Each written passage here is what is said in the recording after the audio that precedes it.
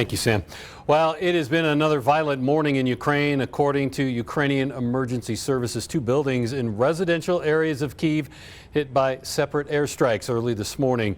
At least 2 people were killed. Others were trapped. 27 people have reportedly been rescued.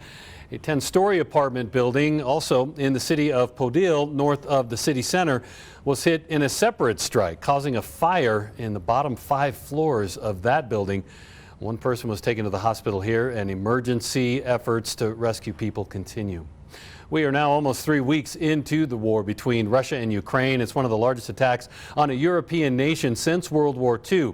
4 attempts at peace talks have failed between the countries in recent weeks, but Ukrainian President Volodymyr Zelensky's most recent talks with Russia reportedly went well and are set to continue today. U.S. defense officials say the country's resistance so far has frustrated Russian President Vladimir Putin, and they're concerned Russia is growing desperate, reaching out for military and economic aid from China. Now, Chinese leaders, they are denying this. They're calling it American disinformation.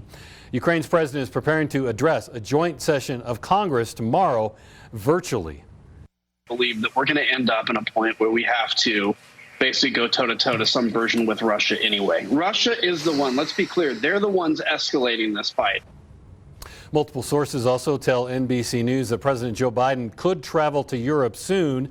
The details haven't been finalized, but the president would focus on the war in Ukraine and reassuring allies in the region.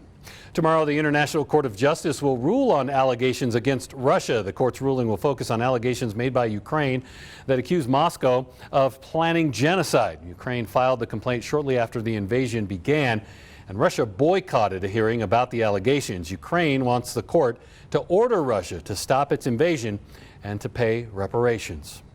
Let's get to your Capitol Watch this morning.